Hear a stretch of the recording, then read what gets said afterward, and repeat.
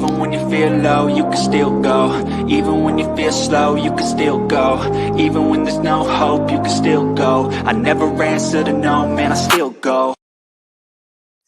And good evening, everyone. I'm Rich Mancuso. This is live.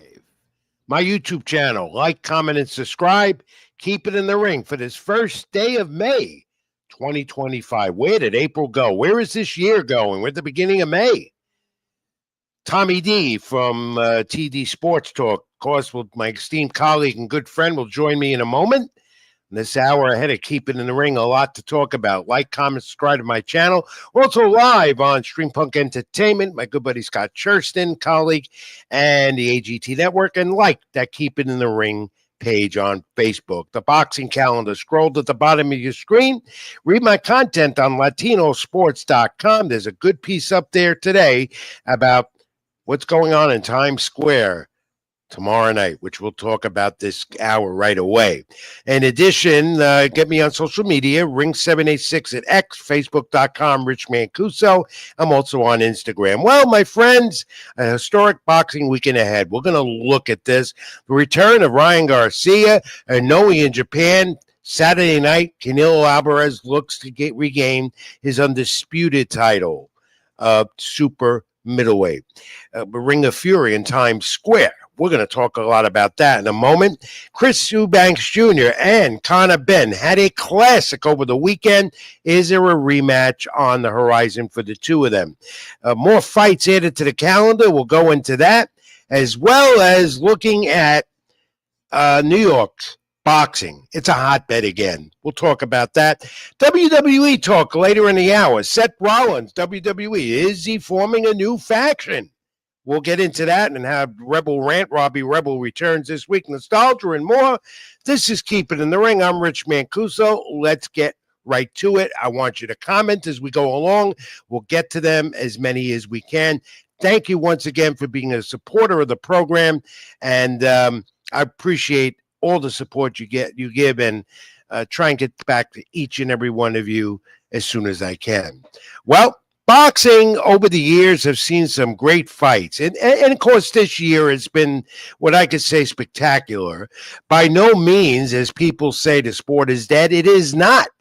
It might not be dead to us that follow this sport, but those outside the sport, to them, it's dead because you can't see it, as I tell you time and time again, on your major TV networks. You have to get the streaming networks to see it. And, of course, it doesn't get the front page or back page headlines in newspapers. That no longer exists. It's all social media. It's all internet, websites, YouTube shows like this one, and so forth. Part of the reason why the sport gets no respect or recognition is because of that. But the sport by no means is not dead.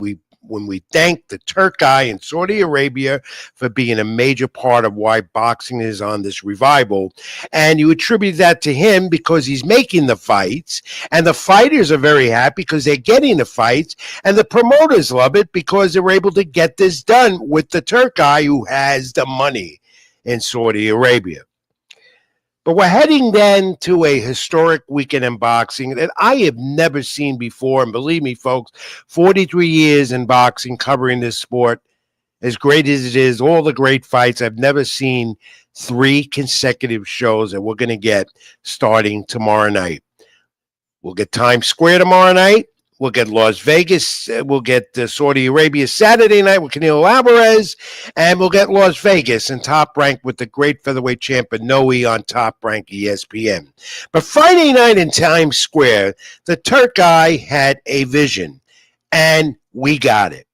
And you can read more about this. My column is posted at latinosports.com. There it is. It's known as Ring of Fury, anticipated City of Wolves, named after the game. There have been historic fights in New York City over the years. This one is going to be something we'll be talking about a long time.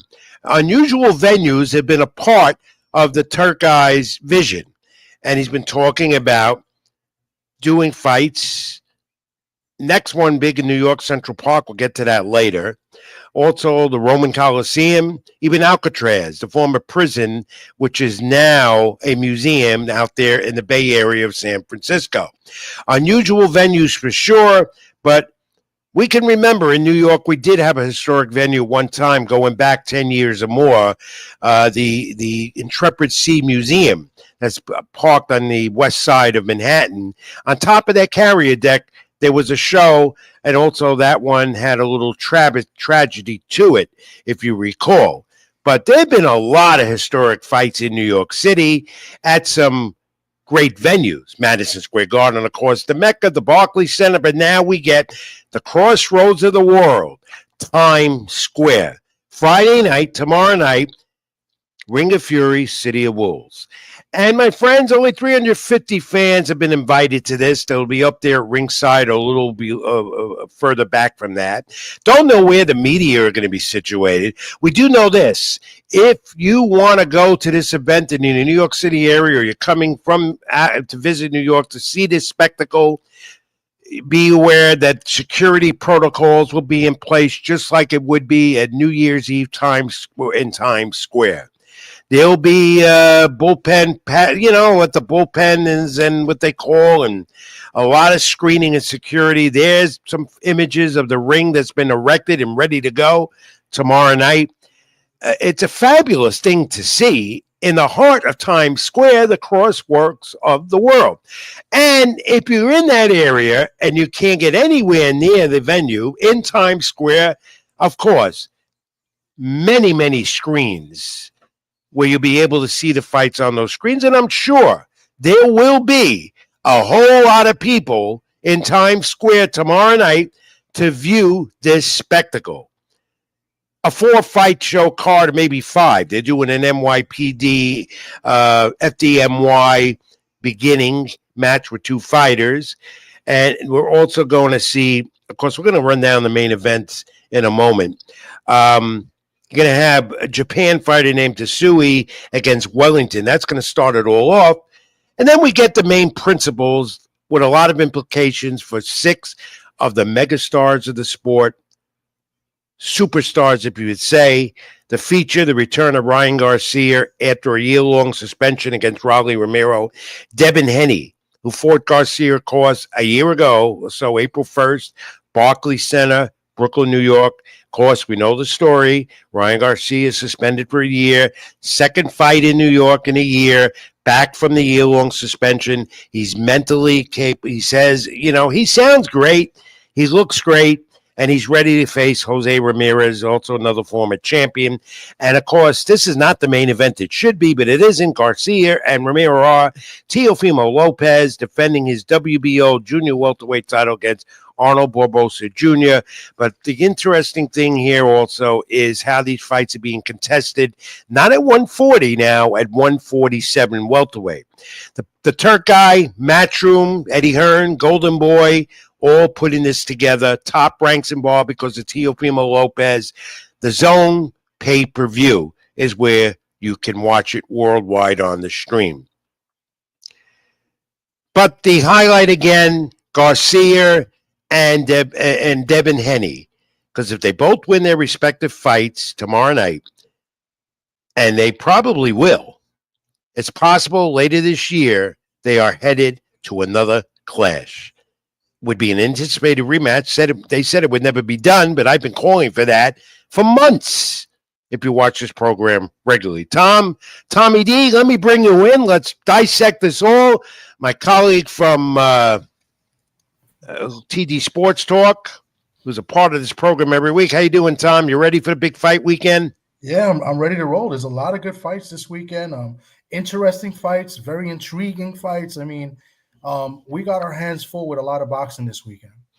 2 on the Zone, pay-per-view, back-to-back, which, at a reasonable price, $19, I think, because that's what the Turk guy wants. Yes. And let's face it, he's good for the sport. In that respect, he's for the fans. He doesn't want you spending a bundle, $70 per pay-per-view. And he's putting the fights together, and he's got the promoters together, something boxing has long been over to do, and they're doing it. And that's because of the Turk guy there in Saudi Arabia, who's not, I don't know if he's going to be in New York tomorrow night. I haven't been seeing him all week here, but he's definitely going to be out there for Canelo Alvarez. But let's dissect this all, Tom. We got a lot to do here. Let's first look at Devin Haney and Jose Ramirez. Devin Haney, of course, he's back coming off the Ryan Garcia fiasco. Of course, Garcia put him on the mat 3 times. We know that. And, Jose Ramirez, a former world champion, but this is Henny after the Ryan Garcia bout. He can jab. He has a good right. We know that. He's got a good uppercut, but he's got to keep the right hand up. Jose Ramirez is no slouch, as you know. Mm-hmm. No, I think this is a very intriguing fight for the fact that, in my opinion, Devin Haney probably has the toughest fight of the two. Let's put it that way, because I think the Ryan Garcia and Rolly, I just don't see that being any challenge for Ryan. But anything happened. But as far as Devin and Jose Ramirez, I think he's got the toughest opponent. He's got a guy that can punch. He's got a good left hook too. Not as good as maybe Ryan Garcia. And he goes to the body a lot. Throws good body shots as well with the left hook. He's 32 years of age, so this is an important fight for him. Though he's still young enough to get back into contention here. He's coming off a loss though to Barbosa Jr. Of course, fighting Teofimo Lopez, but he needs to cut off the ring. That's what he's got to do against Devin Haney. And I think that's going to be a tough task. I think Haney, after watching the weigh-in today and just looking, at him, I think he looks in fantastic shape. I think he, a lot of fighters say you're going to see the new and improved such and such, new and improved such and such. Well, Devin Haney's been saying you're going to see the new and improved Devin Haney. I honestly, truly believe it, because I think last year, I think he fell into some of the antics of Ryan Garcia and didn't take him as seriously as he probably should have, because Ryan was, being a head case, So I think you're going to see a serious Devin Haney, and you're going to see him outclass Ramirez. I think, he's going to beat him. He's focused. He's focused, except for his dad, and we'll talk about that in a moment, who continues to stir controversy with Ryan Garcia and his promoter, Oscar De La Hoya of Golden Boy. Tom, this fight is at a catch weight of 144 pounds. And at 31-0-1, he weighed in Ramirez at 143 pounds. Well, no, Henny's 31-0-1. He also weighed in at 143. Haney, though, the speed, the jab, and fights from the outside. So this is an interesting matchup for sure, and a good one here in Times Square tomorrow night. Yeah, I think it's going to be. I think you're going to see a masterclass performance with Devin Haney. From my sources, I mean, I know a couple of fighters that work with Haney in camp. Haney chose to keep 2 of them in his camp for the entire camp at Big Bear. One fighter that I know, Aaron Aponte, down in Florida, he took him to California. I know he did some good rounds with Kane Sandoval, who's a good, tough, and rugged fighter at 140, kind of similar to Jose Ramirez. So he's had some good work in his camp for this fight, and he's been working with Shane Mosley as well. So I expect you're going to see I really do believe you're going to see a new improved Devin Haney, which is great for boxing, so it'll be something else that people can talk about, All right, I look for Haney to win this fight, but I look at to go the distance. That's how I see it. Yeah, I don't think this is going to be a close fight, but I really do see Devin Haney win, does his part of the deal, and then we'll analyze Garcia Romero in a moment. First, let's look at Teofimo Lopez and his continued antics. He's a showman. There's no doubt about it. But he's also 2-time champ. At one time, undisputed lightweight champ in his takeover quest at 140. Then he's moving to 147. He weighed in today at 139.6 pounds against Arnold Barbosa Jr., who got the right to fight him. This for the WBO junior welterweight title. Teofimo says now it's time to take over 147, where a lot of these guys are going now, making that division at welterweight much more interesting. Barbosa is undefeated, 32-0. And Barbosa earned that right, the win against Cottrell in Manchester, England in February. And Jake Catterall was a puncher with hand speed. But, Barbosa also can punch. He has hand speed. He adapts. He's a good technician in my work. And look, Teofimo at 140 wasn't impressive, Tom, in 2 fights so far, or 3. But he does have that footwork that he's known for. He's a boxer puncher that he's known for. And so Barboza is really after him now, wants that title. And he might pull an upset here in Times Square. What are your thoughts? You know, a lot of people say this, and I kind of agree. You know, I don't like Tio, you know, outside of the ring, but inside the ring, you got to respect his athleticism and his work and his resume. You know, the thing about Tio is he sometimes tends to fight towards his competition. So, you know, against the fight against Sandor Martin, he didn't look great. You know, Jermaine Ortiz, he didn't look great. Even his last fight last June, I can't remember the name, you know, he didn't look great as well. But when he fought Taylor, he looked phenomenal. And he was the underdog in that fight. So I expect Tio to go out. I don't think he gets a stoppage. I think Barboza is his first fight at one. Remember that first fight in the Garden at 140 against Sandor Martin? Martin, yes. And that was an unheralded fighter from Spain. And Teofimo just barely got by him. Barboza lost the fight, and they gave many did, including me. In fact, Barboza, though, has never faced the likes of a Teofimo Lopez, though. So this is going to be interesting fight. Look, some are calling for the upset, okay? And it could be very possible. I don't look for stoppage here. I look this one to go to distance as well. Yeah, I think this goes to the distance because I think Barboza is tough.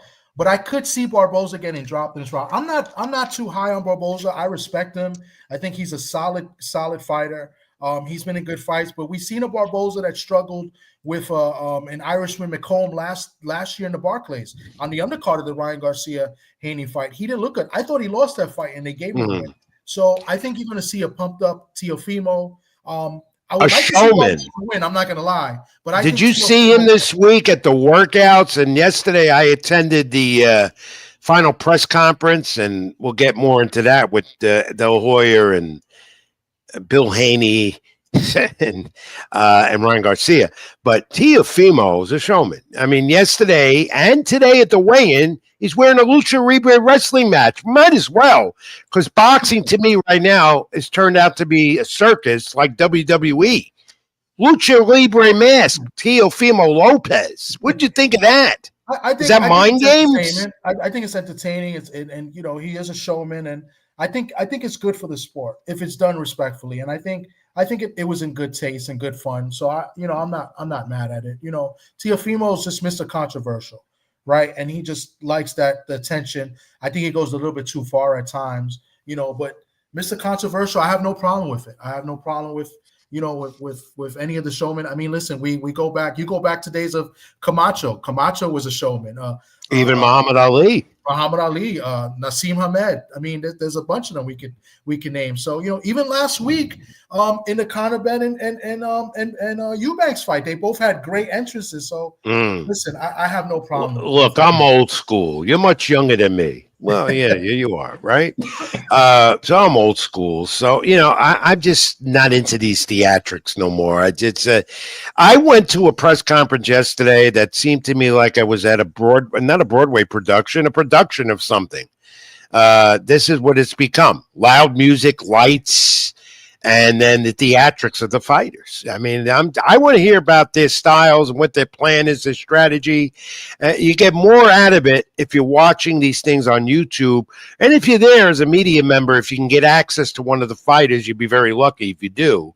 But the fun part of it is you can get access to fighters that are well-known that are not on the card, which I'll show you more of that in a moment. Okay. Center of attention, Ryan Garcia, Wally Romero.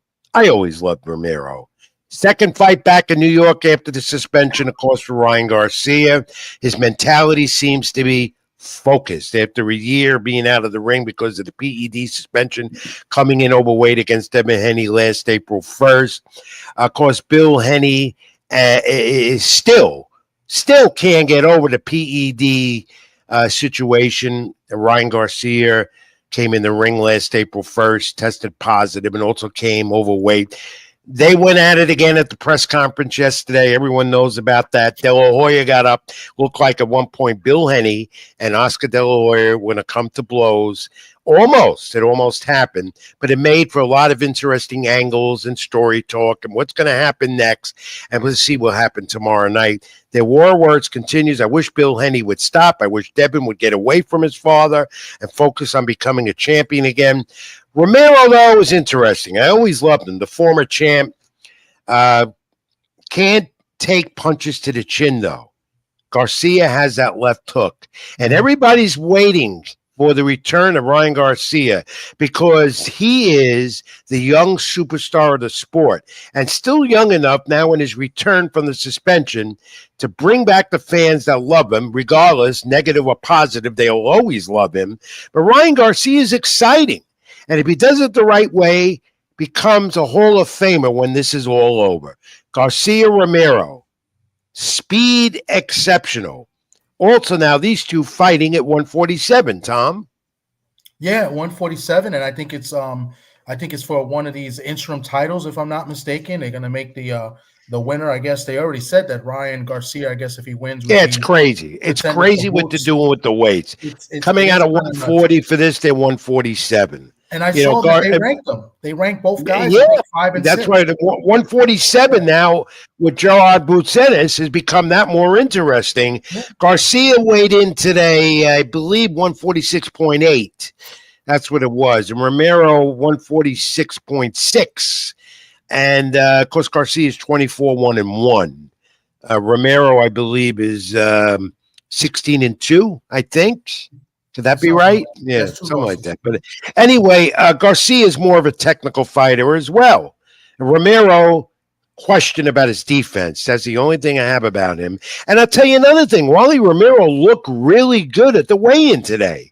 And they did a ceremony. You know what, Tom? They also this crazy. They did a ceremonial weigh-in in the morning. In the afternoon. They did the official weigh-in with New York State Athletic Commission earlier in the day. They didn't even weigh him in at the Manhattan Senate today. It was all ceremonial. It was just for the cameras. That's all. Yeah, it was just a show. It was never like that in the old day. You had one weigh-in. That was it. But I mean, usually when they do those a lot earlier. They did it at 6:00, which is insane. They should have usually, they'll do it like 2:00 or 3 or something. Yeah, because they weighed in early. It makes sense. They weighed in earlier in the day. Yeah, that's why they could have done it a lot earlier to give these guys a break. It's not just boxing no more. It's entertainment. That's why we're in Times Square tomorrow night. That's what it's all about. It's entertainment. What more can you say? It's in the crosswalks of the world, and it's not New Year's Eve. It's boxing. It's boxing, yeah. But it's become more of an entertainment. But, a lot of these fighters, they don't like that. After they get weighed in, that's it. Leave me alone. A lot of fighters, they want to go eat. They want to go, get some liquid in them. They don't want to dehydrate. Yeah. You've been at press conferences and weigh-ins where after the weigh-ins, these fighters leave. You try to talk to them like, listen, not now. They don't want to be bothered. Moods. And to make them come back out at 6:00, which is like maybe 7-8 hours after the fact that they weigh in, I think that's a little bit unfair to the fighters. But this is what it is now. This is the big shows that they want to put on. So it is what it is. Well, it presents, in one way, a bad image for the sport, and I hear that from the skeptics all the time, and more around my age bracket, old school, and even some of the new guys, some of the young guys that the young people, male and females, that are going into, they like MMA because they don't see all these theatrics like this. Boxing doesn't need negative image more than it has.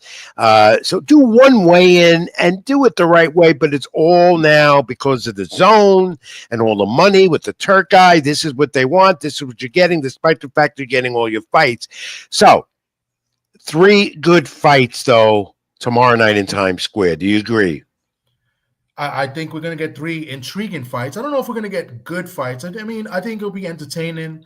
It all depends on what you like. But, I'm intrigued. I don't know what to expect. You don't know what the weather's going to be like. The weather may rain. It may be a little bit chilly. They're going to be outside. You don't know what that's going to do to these fighters. Well, there's no rain in the forecast for tomorrow night. Last I heard. But I was concerned about that because early in the week they said there will be. And regardless, it's going to be a lot of people there. It's going to be a lot of people there. And you don't know, if it's going to be cool. Like the last few days here in New York has been beautiful. Like for April, it's been beautiful. Now we're in May, so you don't know. It could, and at night it gets a little cooler. So you don't know how these fighters are going to react to that too. That's another thing. You know what I'm saying? So, and we don't even know where they're coming from to get in the ring. We have no idea what the setup is. This is the whole thing's insane. But leave it to the Turk guy, leave it to Eddie Hearn, leave it to Oscar De La Hoya, and so forth. But the next night, we turn our attention to night 2 of this historic weekend of boxing in Saudi Arabia. First time not fighting in the United States for Cinco de Mayo weekend is Canelo Alvarez. He's looking, it's 5 p.m. Eastern start probably on the Zone pay-per-view again. Canelo Alvarez looking to be undisputed again at 168. You're going to get Cinco de Mayo weekend. He's not in the United States. William Skull has that IBF title that was taken away from Canelo Alvarez because of boxing politics. This is a fight for Canelo to not only become undisputed again, but Terrence Bud Crawford in September, because the Turk guy has made that fight. Are you going to watch this one as well, Tom? Canelo and William Skull? Many are saying this is not going to be a fight that Canelo, in other words, that Canelo's going to have an easy fight. Skull thinks otherwise. He said today, and some people out there in Saudi Arabia, if I'm just was reading comments, give him a chance. What do you think?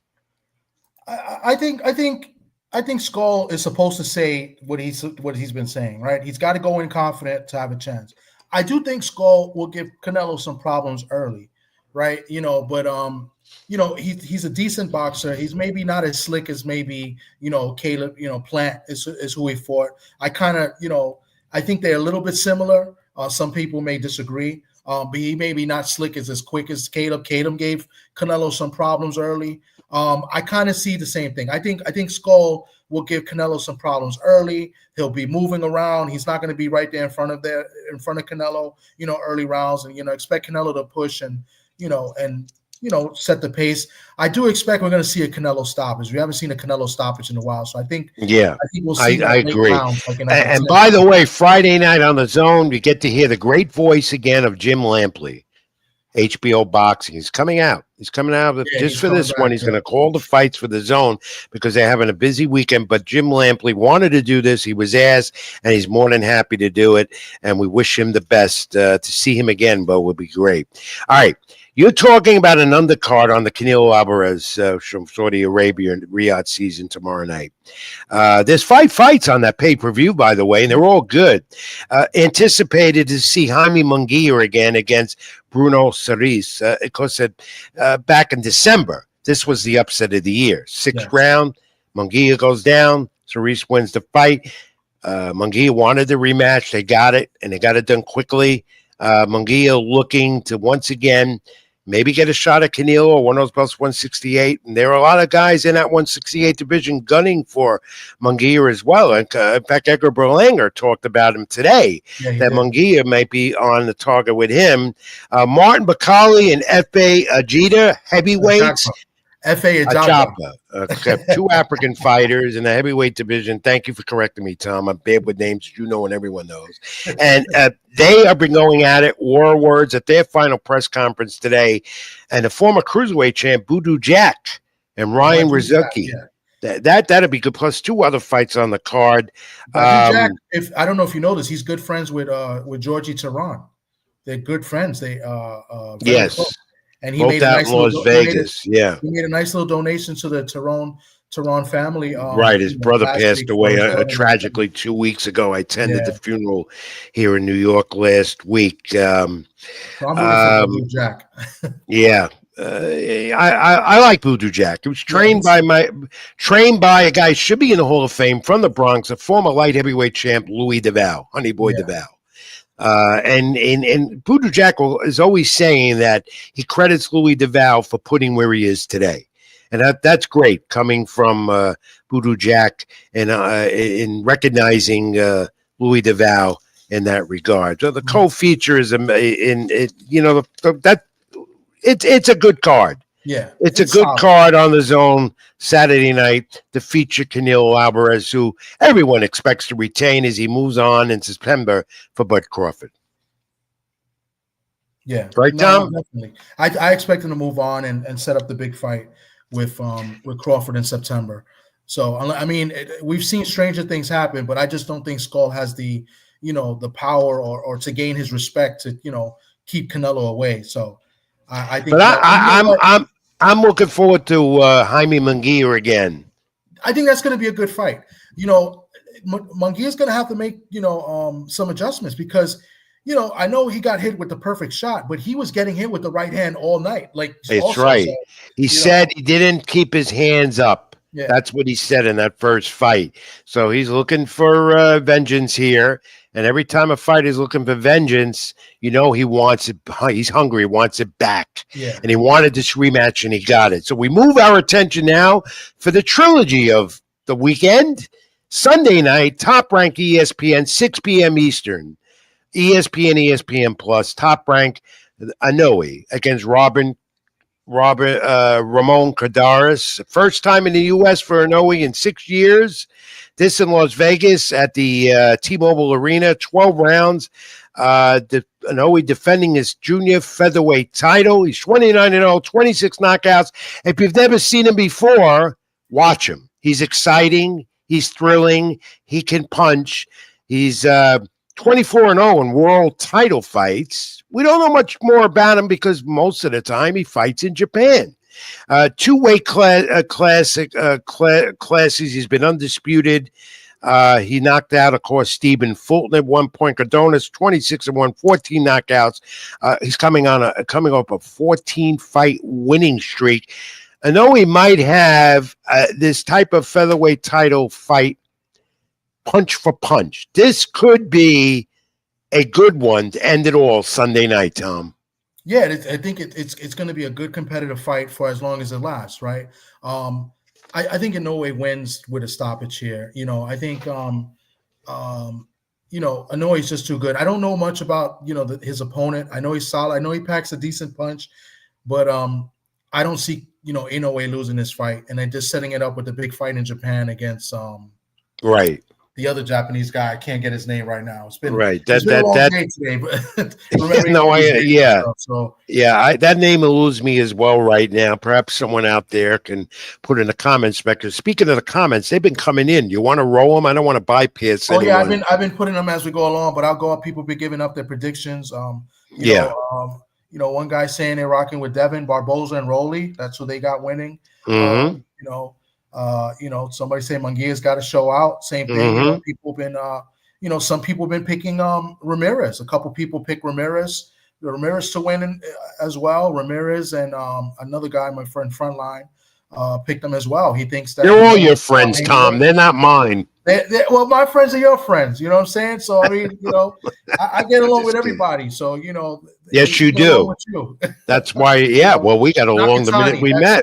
Thank you, Bryce Star. Thank you for that. It's Nakatoni. Yeah, that's what would be next. Exactly. Yeah. And the co-feature on the Inoue card, ESPN Top Rank, Mexican Rafael Espinoza defends the WBO featherweight title versus Edward Vasquez. Espinoza's 26-0, 22 knockouts, and then you have. He was knocked down by, remember Robinson Ramirez, who won the WBO, Robeisy Ramirez, right? WBO featherweight title. Remember that fight? Yes. Vasquez is 17-2, 4 knockouts, and of course he's defeated Raymond Ford, the former champion, at one time. Well, no, he didn't. He didn't. No. He didn't beat Raymond Ford. I thought he won that fight. They gave it to Raymond Ford. Raymond Ford got a split decision. So he's got 2 controversial losses on his record. He doesn't have much punching power, only 4 knockouts. But the fight against Joe Cordina, I thought he definitely won that fight. And they gave it to Cordina. And then the fight against Raymond Ford, to be fair, it was a close fight. Leave it to Tommy D. Tommy, you got a better memory than me. I'm sorry about that. You got me again, my friend, but good I remember points. that. I couldn't remember this morning when I was running down for the show today at Nakatani. It didn't come to me, but I do remember the you're my savior. You keep it in the ring with me every week. That's what it is. All right, let's move on and let's review this. Fight of the year over the weekend, the grudge match, Chris Ewbanks Jr., Conor Benn. Classic, I believe, on the zone. Benn is now saying he's going back to 147, fought at this one at 160, and handled himself really well. Ewbanks got it, unanimous decision at the Tottenham Hotspur Stadium there in the UK. 116, 112, all the judges, they all agreed on that. The final 2 rounds could have been the difference here. In 12 rounds, the 12th round was good because Benn used that left hook. It was a battle. The punch stats here show the story. Put them up, courtesy of CompuBox. Ewbank, 367 of 912 total punches. Benn, 215 of 593. Ewbank had the advantage in jabs, 150 to 135, 227 to 180 in power punches. The scorecards, though, Tom, let's look at this. Let's go back, because this is what Conor Benn's whole content, his contention is that it should have not been 4 rounds. 2 rounds you can go with. Some might even say it was a draw. Benn thought he won the fight, but 160, 112 was too wide. 114, 112 I could see better, maybe even a draw. As Benn said he adjusted as he went along. Ewbanks supposedly had a broken jaw. They said Benn visited in the hospital. That was quickly discounted.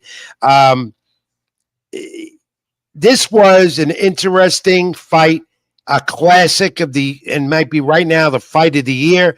And there you see some of the images, which made it even more special, because Ewbanks Sr. and Nigel Benn, who had their war almost 30 years ago, were in the ring together. And, of course, Benn here, Sr., said to Ewbanks Sr., "It's great to see you here," because Ewbanks Sr. said he wouldn't be there to support his son based on his antics with the yank slap to the face of Benn months ago that started this all. So that was great to see. 2 legends like that in the ring. What were your thoughts on this controversial scoring, Tom? I had some arguments, and then we're going to discuss it later. I'm going to go live tonight with some of the guys that we do the show with. But I thought Benn won. But I thought it could have been a draw as well. I didn't think Ewbanks won 8 rounds. So all 3 judges scored it 8 rounds to 4. Now, looking at these scorecards, I never got to look at these scorecards until now. I didn't know that the judges, gave Ewbanks those early rounds. I thought Conor Benn won the first 3 rounds. So, I mean, I got to go back and watch the fight. Maybe it's something I missed. I thought he made the fight the first 3 rounds. Yes, Ewbanks was throwing the jab pretty good in the first 3 rounds, but wasn't doing much. I thought Conor Benn pushed the pace, made the fight. He threw some wild shots. He was going in there to knock him out, maybe, missing a few times, but I thought he hurt Ewbanks, I believe, in the 3rd round, had him on shaky legs. The 4th round was close. I had Ewbanks winning the middle rounds. Then Benn came on strong, I believe, like in the 8th and 9th. Do you give Benn the final 2 rounds? How about the final 2 rounds? Did you give Benn the final 2 rounds? Ewbanks won the final 2 rounds without a doubt. I think those are the easiest rounds to score, was those last 2 rounds. I thought the first 3 rounds were easy. And apparently I was wrong, because a lot of people said that I was crazy for saying that Benn won the first 2 rounds. So I may have to go back and look at it, but I scored the fight 7-5 for Benn. I would have been okay with a draw. Other people thought that Ewbanks. Eddie Hearn, of course, had his say on it. Controversial, wasn't happy with it. He says that Benn will now fight at can still fight at 160 if he wants, but there might be a rematch, and the Turk guy's all for that. He said if they're ready, he'll do it in September. Yet Benn today was talking about not a rematch. He's talking about 147 for sure now. Yeah. That's where he wants to be, and gets in that mix. Maybe even get Mario Barrios at 140, one of the champions, WBC.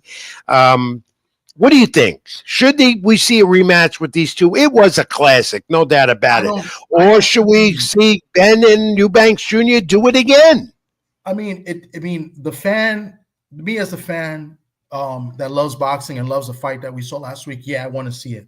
Health-wise, I don't think they should do it, especially Ewbanks. He struggled to make the weight. He was a little bit over. You saw him in the and it very controversial. Controversy about that as well. Yeah. Right. I think making 160, it kills Ewbanks. Conor Benn moving up in weight, it's tough on him. And then how can he go back down? That's tough for a fighter. So I don't know. Honestly, I don't think they should do it again. I think they both made great money. I believe they both made, like, I think Ben made like $7 million for this fight. So, I mean, anytime a guy gets paid $500,000 off a penalty, that's over. I mean, he made money Right. for the fight. So he got that's what it's fined all about. over Like, I don't hate on- $500,000 from the British Boxing Board there, equivalent here, US $500,000. It's probably a little bit more. Tom, I want to see them do it again, but I don't think it's going to happen. I think you're going to see more of Conor Benn at 147, who loves New York City, said he'd fight here. He wants to fight in New York. He's here. He's here in New York City right now. I know. Yeah, he was at the weigh-in today. He'll be at the fight in Times Square tomorrow night. On the undercard of that Benn Ewbanks Jr. Affair, undefeated middleweight, Aaron McKenna, 20-0. Unanimous decision over former champion Leon Smith. McKenna threw 292 of 794 in total punches. Judges had a 117, 109, 119, 108, 118, 108. And this was a good one. McKenna, he's got power, Tom. I like everything about this young man. He looked good. I mean, I think Liam Smith is at the end of his career, though. I mean, but it's a good opponent to have in your record. He's a solid foe. I got to see more of McKenna, to really judge him. Doesn't really have knockout power. He couldn't put away Liam Smith, so I got to see more of him to really. Well, let's face it, Leon Smith is a former champion, so he knew he was going to have a battle there. Thank you there. Who's commenting now? We're getting a lot of comments tonight. Thank you. Yeah, a lot of people are commenting on what you're saying, what I'm saying, and they're talking That's to good. each other as well in the chat. Like, comment, and subscribe to my channel on YouTube, Rich Mancuso, as well as TD Sports Talk, where my buddy Tom is here. And the trilogy happened on this card. Light heavyweight Anthony Yarde goes 2-1 in the trilogy, wins 2 of the 3 fights after Saturday, 27-3, 12-round unanimous decision over Lyndon Arthur. Judges had a 115, 113, 116, 112 twice. Nothing spectacular here, but we had another trilogy in boxing in the UK, Tom. Yeah, I thought this fight was a little bit of a thud. I was expecting Yarde to stop this guy like he did in his last fight. He stopped him, I believe, like in the 4th round the last fight. The first fight was a very close fight where he lost by a split decision.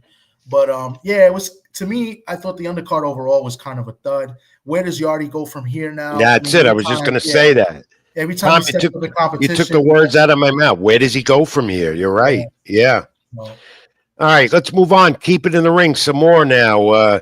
It's official. Alexander Usyk and Daniel Dubois, the IBF champ. July 19th, Wembley in the UK. Over 90,000 fans will be there for the undisputed heavyweight title. With Tyson Fury talking comeback again. Maybe he'll get the winner of this. Fury's not going to – he retired. He's coming back for sure. We'll see where this goes. July 19th in Wembley. June 14th. Let's look at this, Tom. IBF Junior welterweight champ Richardson Hitchens, the nicest as can be. He's going to have George Kambosos Jr. in New York City, Madison Square Garden Theater. And Kambosos, he's tired of Kambosos doing the trash talk. Yeah. He's tired of it. Yeah. He talked about that yesterday. New York is becoming a hotbed for boxing again. And we got this one, and we got 2 in July, and some more being planned. 1 in Central Park with the Turk guy with Edgar Berlanga. But yesterday, we were able to get Richardson Hitchens and got his thoughts about Kambosos and some other things at the Manhattan Center at that press conference. You got that, Tom? Roll it. Let's hear it. Yeah, this is you speaking to Richardson Hitchens right now. At the pinnacle of today's times boxing. So, like I said, I believe I'm one of the best fighters in the sport of boxing, one of the best pure boxers in boxing in a long time. So, I think that I'm gonna just show Kambosos that it's level, and that is what it is. So, if you're victorious, straight to Teofimo, that's who you're calling out. Yeah, I want Teofimo, Devin Haney, or Ryan Garcia. These guys, man, it feel like they running from me. I've been calling these guys out before I was champion. They said, Richardson, don't come over here and make no trouble. Don't cause no trouble. Don't talk bad about nobody. But listen, I got to the championship by beating hard competition, undefeated guys that were beating the boogeyman. No steroids, no championship belt getting emailed to me. I came and took this shit. So, like I'm saying, yeah, man, give me whoever. Teofimo, it don't matter. You know what I'm saying? So you winning. I love that young man. I love the way he talks. Most of all, I love the way he fights, Tom. Him and Gambosis in the Garden Theater, that's going to be a good one.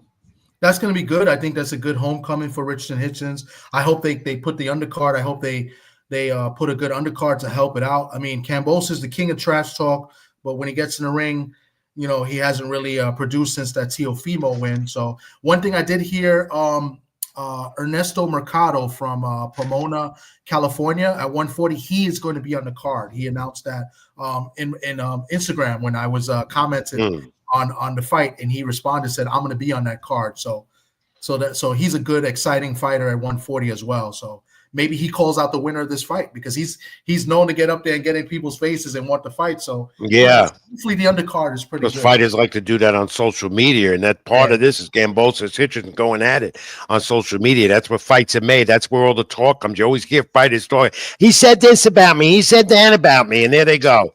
You know. All right. I got to talk to Virgil Ortiz Jr. Finally. 154 interim title holder. Sebastian Fundora, the champion, is not going to get Xander Zayas now because of the purse bid situation. Top Rank not doing the June event in the Garden, so there'll be no Xander Zayas there. Annual Puerto Rican Eve event that they always do, the parade, the event before. But Virgil Ortiz Jr. had a lot to say yesterday about Fundora, about Zayas, and also maybe getting his eye on Tszyu. Tszyu and Fundora now, that's the talk. But let's hear from Virgil Ortiz Jr. We talked yesterday. Roll that, Tom. See, look, it can happen. So here's why we had a little bit of a problem before, was because he was saying that I was ducking him. When I did say yes to him, I said yes to everyone that they mentioned. Imagine someone saying, would you fight this guy? I said, yeah. What about this one? Yeah. So I did say yes to him, but then they said, scratch all that, you want to fight Majimov? And I said yes, as I said yes to everyone else, and then I fought Majimov. But then you got Xander Zayas saying, oh, I ducked him. Yeah. When it wasn't in my control in the first place. I said yeah. But that's what he doesn't know. He doesn't understand. He's young. And that's fine, but don't. Well, he's not going to get Zayas, and Zayas now I'm not going to get Fundora. This is a very interesting division at 154. And again, as I said moments ago, Fundora against Tszyu. That might be happening. The rematch, of course, Fundora took the titles from Tszyu in a war. It was a bloodbath last year between these two. Yeah. Virgil Ortiz Jr., though, in this division, he's got a lot of options right now. Yeah, Virgil Ortiz, he does got options, but now he's going to probably have to wait because it looks like Xander's going to fight Perez, the guy that upset it, Charles Conwell. And then, now it looks like Tszyu is going to fight Fundora in a rematch, and because Keith Thurman, who you had said that was the fight they were going to make, but apparently the word is that he's overpriced himself and moved on, and and he said it when you spoke to him. He said that the Australian, the country of Australia, they were the ones interested in Keith Thurman, but I guess he priced himself out. So well, we're going to find out from Keith what the next option is for him now. Yeah, because he seems to be back in the mix here, and he wanted Tszyu in Australia, but as you said, I don't think that's going to happen now. And I failed to ask Virgil that yesterday. Maybe tomorrow in Times Square from there I could get him. That's going to be a madhouse. All right, Tom, we'll move on. Let's continue. Wrap the boxing segment up with this information. Of course, New York is going to be busy. It's a hotbed again for boxing in July. June and July. And we're going to get, of course, Stevenson defending his WBC lightweight title versus Zapata. And that's going to be, is that the one that's going to be with Edgar Berlanger? That's going to be the 4 great fights. They're looking at doing that. You said Central Park with the Turk guy? Yeah, the word is it's going to be in Central Park. I don't know how accurate that is, but it seems I've heard that seemed to be the word yesterday and as of today, but they haven't made that official as of yet. They haven't made it official yet, but even Berlanga kind of said it. He said he didn't know, but that it could be in Central Park.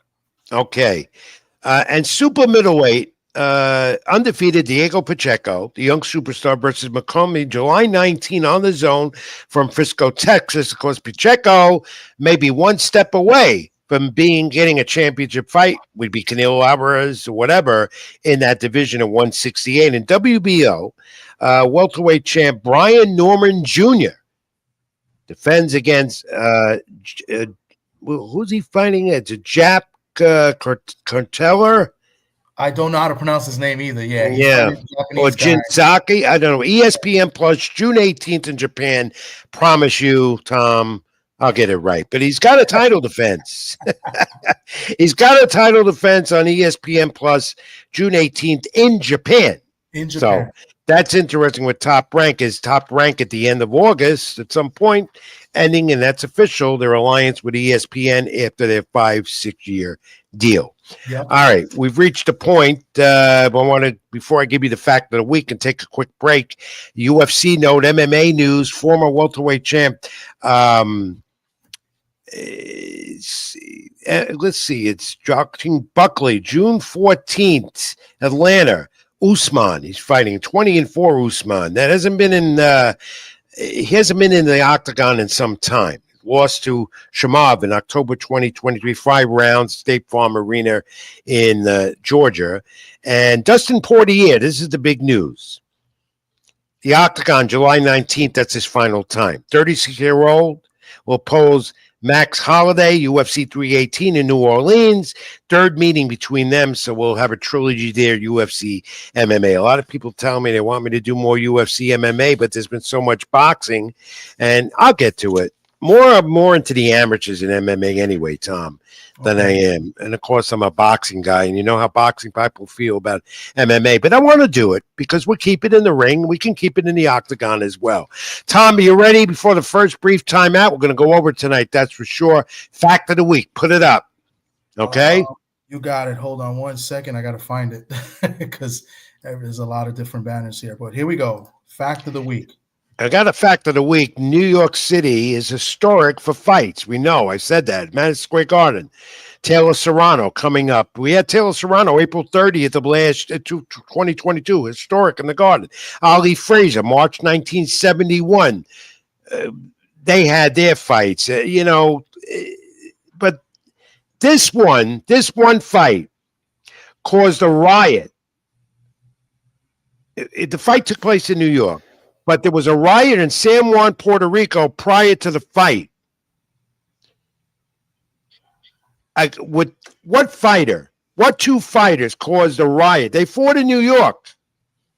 Oh, so Trinidad and Hopkins? You got it. No question. They were gonna murder Hopkins if he didn't fast enough. Bernard Hopkins dominated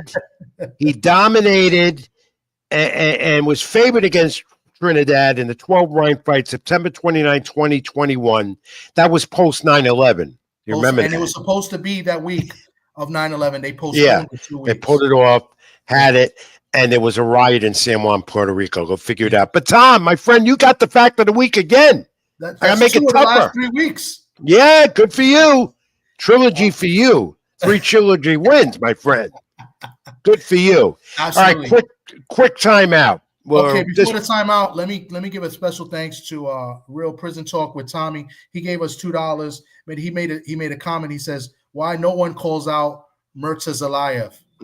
Wait, that's a good point. Nobody really calls him out after he did to Zoo. So. That's a great comment. Thank you. Thank you. Appreciate you, Real Prison Talk with Tommy. Appreciate you. All right.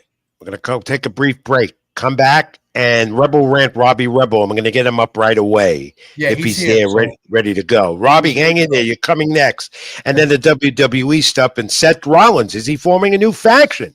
I'm Rich Mancuso. Like, comment, subscribe here. Keep it in the ring. My YouTube channel, Stream Punk Entertainment, AGT Network, Tom's TD Sports Talk, my buddy Tommy D.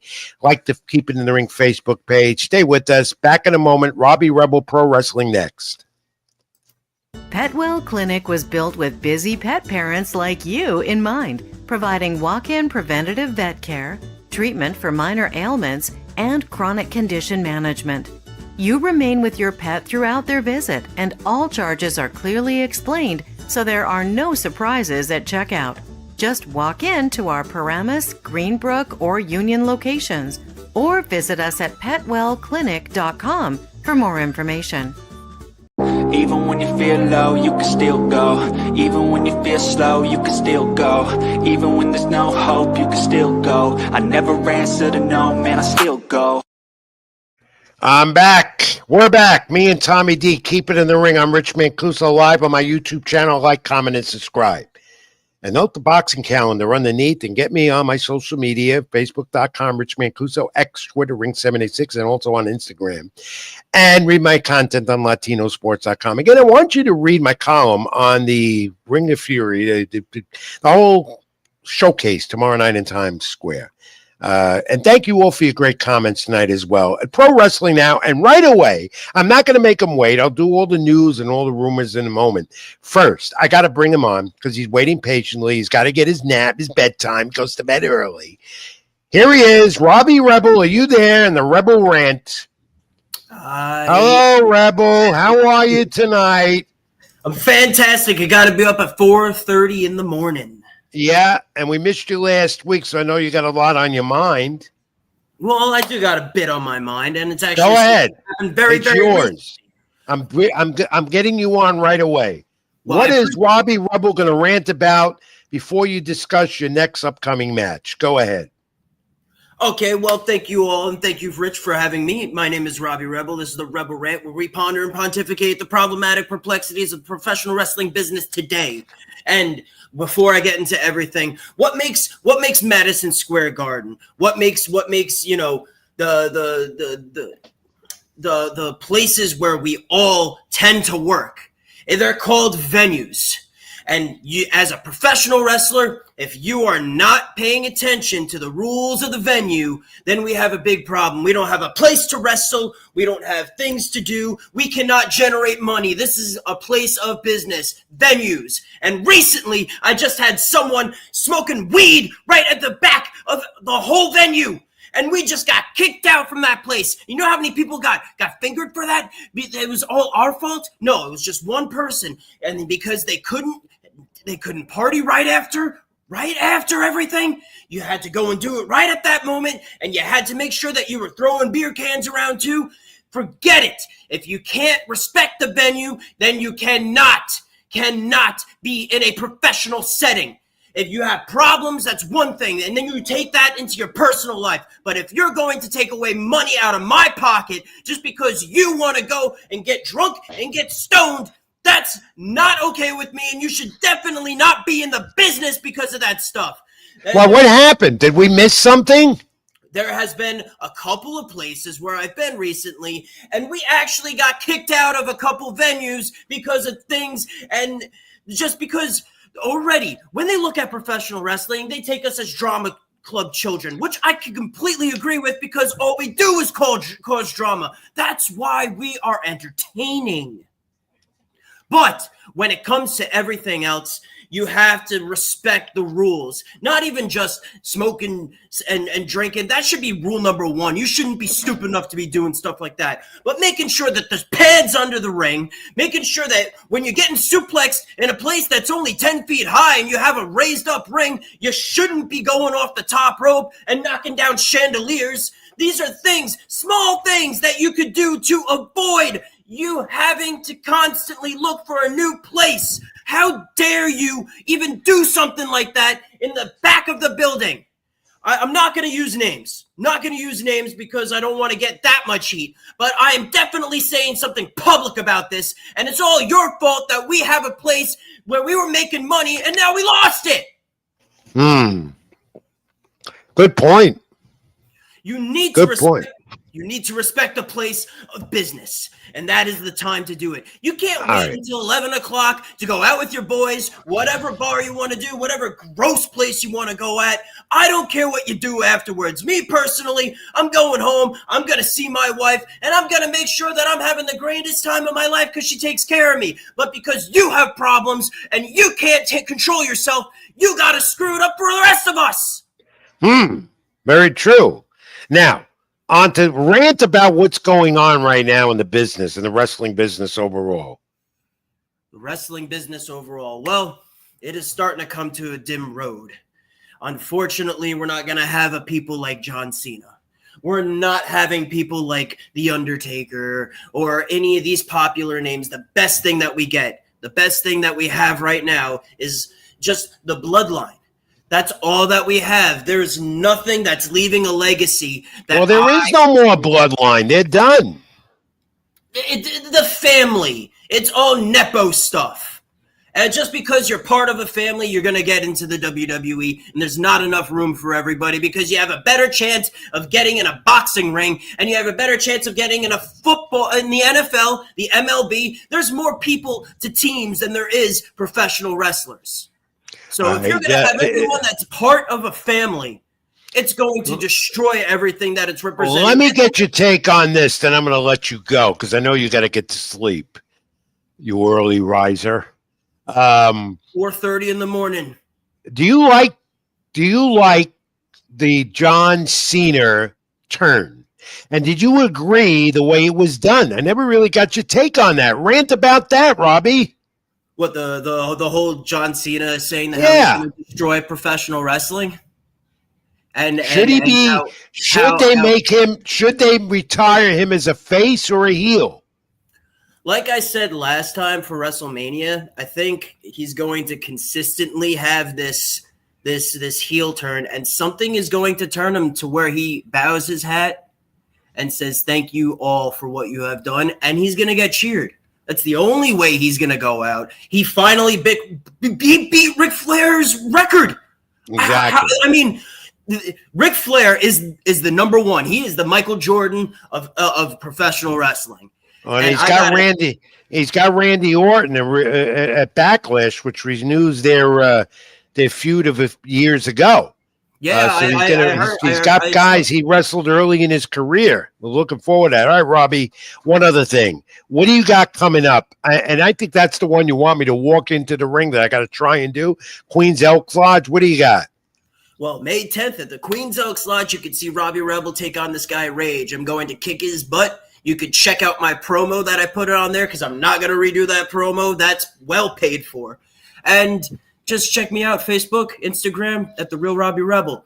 And Rich, if you don't come, I'm going to make sure that you are tied up, and I'm going to put you in my damn truck, and I'm going to make sure that if you don't walk out there, I'm going to drag your ass out there. Got it? I got to be there. I have to do it. I promised you numerous times I got to be there. It's on my calendar, so do try and make it under one condition. What's the condition on this one? Take care of my lower back. It's in bad shape. Lower back. I got a belt for you, brother. You could hold on for me. All right, and then we'll have dinner afterwards because that's long overdue as well. Absolutely. Robbie Rebel, the Rebel Rant here on Keep It in the Ring every week, my friend. Thank you. Thanks for hanging in there. As usual, your comments were all yours and not mine. Absolutely. It's always by me. Keep it in the ring, my friend. Always keep it in the ring. Okay, my friend. All right. That's Robbie Rebel, the Rebel Ramp, every week on the program. Patiently, he waits, and then he does his thing. And we continue with some of the wrestling news. How about AEW? Cope is going to retire for sure. He said that. He's going to do it. Maybe this year. Will they have a retirement tour for him, Adam Copeland? I don't know. And they're looking forward to Jon Moxley and Samoa Joe. AE Dynamite hyped it up again last night. I don't know where that organization is going. I'm very confused with the story angles. But let's shift to WWE. And thank you, D Free Sports Talk. Thank you very much. We appreciate that comment. We're trying to do the best we can, me and Tommy D here every week. Where's the Wyatt Six? They're not around. But they say they're going to be coming back and get into a feud soon with Alexa Bliss being the leader of their faction. It's because Wyatt was injured. So they held everything back they were going to do, storylines and so forth. Backlash coming up a week from Saturday, St. Louis, Missouri. Let's take a look. Tommy put up some of these images out of Monday Night Raw or SmackDown. There you go, Logan Paul and Jey Uso, the new U.S. World Champion. They are going to be one of the main matches at Backlash. And what else have we got? Tom, put up the next image behind the scenes. I don't know if we're going to see this one. There's been talk about this new tag team called with the Street Profits, Fraxton.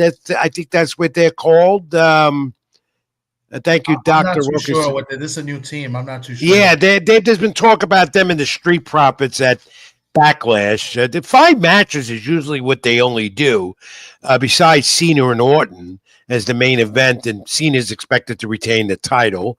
What else we got up there, Tom? Yeah, that's Chelsea Green. Yep, Chelsea Green. That's Chelsea Green, and there's talk about her and Serena Vega, who's now the champion. She took the title from Green. Perhaps they'll have their rematch at Backlash. I think it was surprising that they put Selena over Chelsea. I think Chelsea's one of the better ones, the better female workers that they have right now. So I'm really shocked that she lost the title. I was surprised as well to see that. Yeah, and who else we got up there, Tom? Yeah, that's going to happen. I don't know if it'll be Backlash, though, but Rhea Ripley and Io Sky. WWE is very high about Io Sky, her talent and everything. An amazing worker. But Rhea Ripley, Tom, it's Rhea Ripley. If they do this at Backlash, she gets the title back, but it hasn't been officially announced as of yet. No, the female division in WWE has really picked it up. Okay, and what do you got next? Yeah, we got to talk about this. There's also talk about Becky Lynch and Vacara. Becky Lynch, Seth Rollins' wife. Yes. For the International Women's title. That's for sure. How Becky Lynch just changed overnight from babyface to heel. And there'll be a Backlash. Logan Paul, Uso, as I said, Maccabee and Gunther. I see Maccabee back in the ring. It'd be funny. It's just I think the point is to get Gunther more heat to build him back up. After the loss as a big heel. So I'm not mad at it. That's one of the better stars that they have. So they're just putting heat on Gunther. And there's talk about Naomi and Jay Cargill. If they don't do it at Backlash with Tiffany Stratton again, Jay Cargill still needs some work. That's what they say. Naomi might get the title there eventually. Jay Cargill and where does Bianca Belair fit in all this? This is all post WrestleMania, of course. Yeah. And now the final word here is this: put Seth Rollins back up there, because he's beginning with Braun Breaker and Paul Heyman, the future, the visionary. It looks like he may be starting a big faction here, like he did with the Shield. Yeah. I don't know, Breaker, Rollins, Heyman, that's it. For the moment it is, but there's been talk about him bringing in his wife, Becky Lynch, which I don't think is going to happen, or someone else. Seth Rollins might be forming a new faction. That's the story. Yeah, I heard that there's a few names that came to mind. I heard Becky Lynch. I also heard the guy from Atlanta that he's tag teaming with the guy from Australia right now. I'm really messing up with names today, but he's from Atlanta that they had the tag team. That they pushed him in the beginning when he came. They gave him a big push in the beginning. He won the United States title after winning Money in the Bank. It can't be. It's who is that? It eludes me as well. The young guy that they were they like him a lot, but they haven't really pushed him over yet. You're talking about I don't know why I can't get his name. Theory. Yeah. Austin Theory, who'll have a different. Theory, yes. They're no longer calling him Austin. They're no longer calling him that now. So he might be. He might be. But there's also been talk about Theory turning into a face, a good guy. Yeah, they've been talking about that because he gets cheered by the fans, and when you get cheered by the fans, see, Seth Rollins is in that position now. Also, where he's getting booed and cheered at the same time, and mostly cheers. Yeah. That he is the bad guy right now. That's what makes it really interesting. And Roman Reigns is talking. There's talk about Roman Reigns, who's getting more time off, retiring. This would be his last year or early next. Him forming another faction, reinventing the Shield with Cody Rhodes, and they're talking SummerSlam at MetLife here in East Rutherford, New Jersey, where tickets are going upwards of $2,000 or more, which is utterly ridiculous. WWE is outpricing the fans, but fans are going for it, and they're paying for it, a 2-night affair. Talking about Roman Reigns teaming up with Cody Rhodes, or Cody Rhodes and Bad Bunny and Cody Rhodes forming a tag team. Yeah. Against Were they involved in WrestleMania? Would they put Cena in a tag match or something? Cena and would they put and Travis the rapper Scott? Travis Scott against that's Bad amazing. Bunny and Cody Rhodes? I could see that possibly happening for SummerSlam. Yeah, because that's where WWE is headed. They're in that direction. That's what they want to do, Tom. So anyway, that's enough of the pro wrestling talk tonight. There's a lot of it more next week or the week after. I mean, wrestling is as busy as boxing, but here's the difference, Tom, as you know. Wrestling's entertainment. Boxing is becoming entertainment as well. Yeah, it really has. All right, let's take this final and brief timeout. Come back. We're going over tonight, as always, live on Keep It in the Ring, YouTube, Rich Mancuso. Like, comment, and subscribe. And we'll take the brief timeout real quick. Come back, nostalgia, and wrap this all up. I'm Rich Mancuso. Stay with us. This is Keep It in the Ring.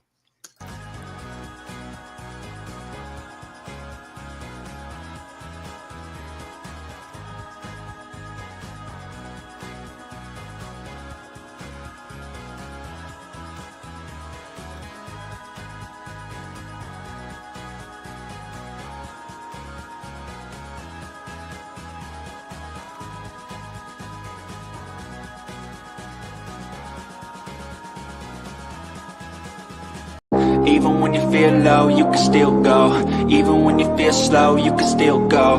Even when there's no hope, you can still go. I never answer to no, man, I still go. All right, let's wrap this all up. This week's edition of Keep It in the Ring. We do nostalgia as we do every week on the program.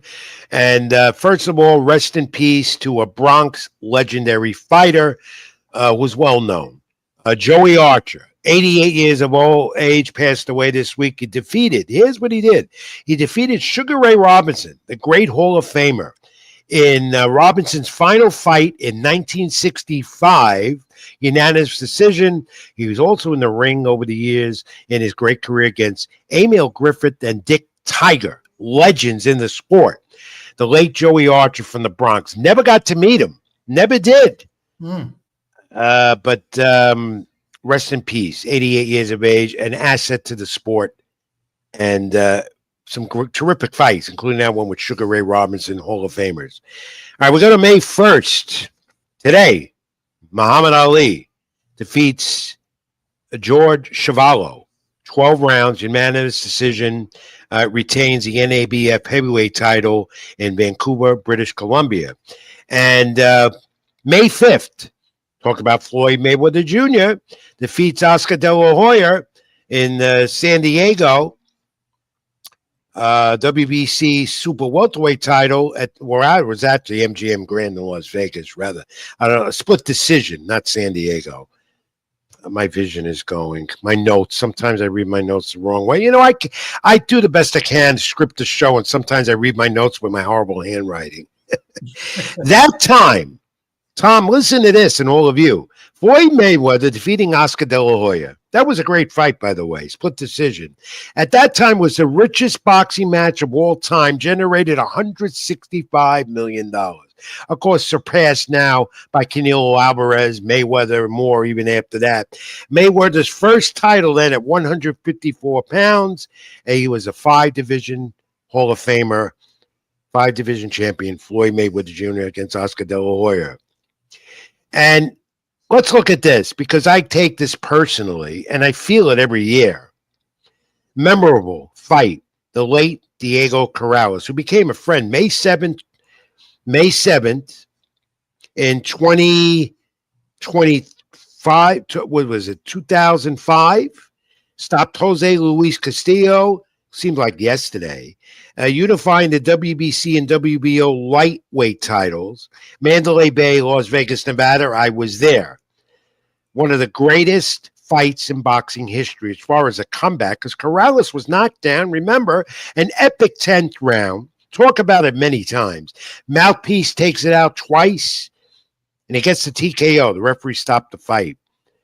Of course, Castillo objected to that, but Corrales became a champion. A great one, too. They did have a trilogy. The next two weren't as that good, and there were always the weight issues and all of that. Diego Corrales contested the first time that Castillo came in overweight. Third fight, Corrales again, overweight. Castillo objected. Didn't have the impact as that first epic fight was. And there it is. I display this on my phone. I display this in my boxing memories all over the place. When I got close to Diego Corrales because of that first epic fight, and he signed that photo with me with the glove, and I have it, and I look at it every day, and I pray because of his strength and courage that he had. He was a warrior in the ring.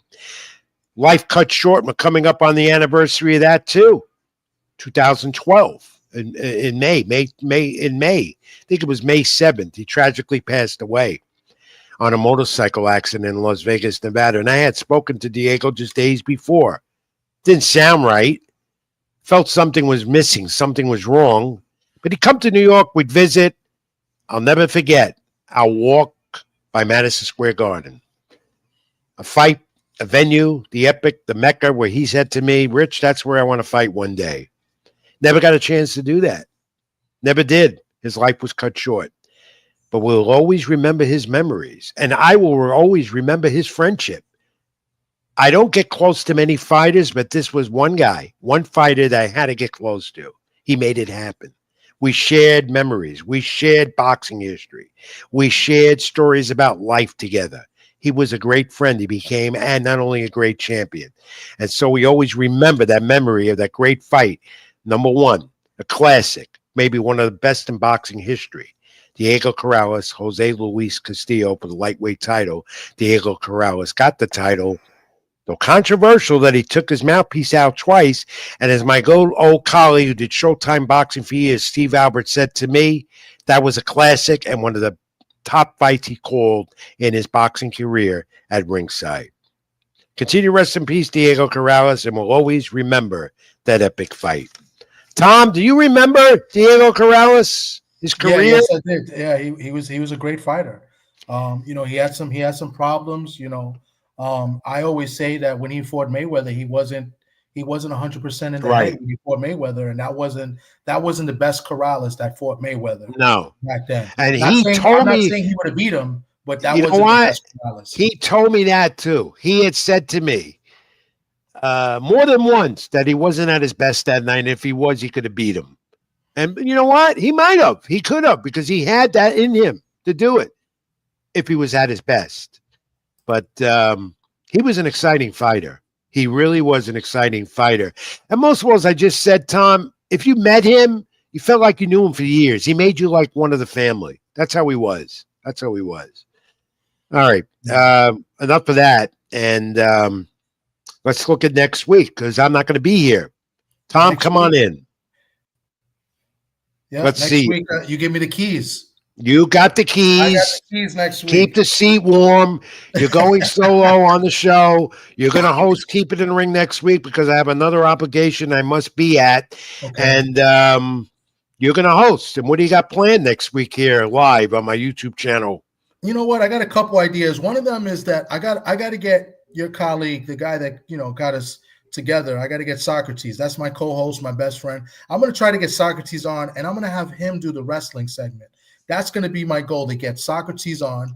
I'm even going to talk to him because he's supposed to come on tonight. We're going to go live about 10:05, maybe 10:35. Not sure yet tonight, but that's my goal. And I might bring a fighter on also. All right. I'm thinking Keith Cologne could come back with us. I've got another fight I'm interviewing this weekend. He's always good. Yeah.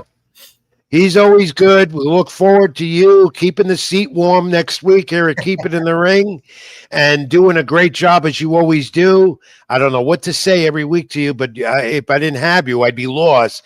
You're just fantastic. You and the great Scott Church and the String Punk Entertainment helps put this all together. Thank you, Tom. Appreciate it. And next week, you'll be hosting the show. And on that note, it's time to say goodnight, goodbye for the week. And wait, Tom, come on back, because it's not the same if you don't do this with me. Oh, okay. Yeah, yes. Robbie Rebel, thank you all. Don't forget, like, comment, and subscribe my YouTube channel, Rich Mancuso. I want to hear from you on my social media as well. String Punk Entertainment, AGT Network, Tom, TD Sports Talk. Like the Keep It in the Ring page on Facebook.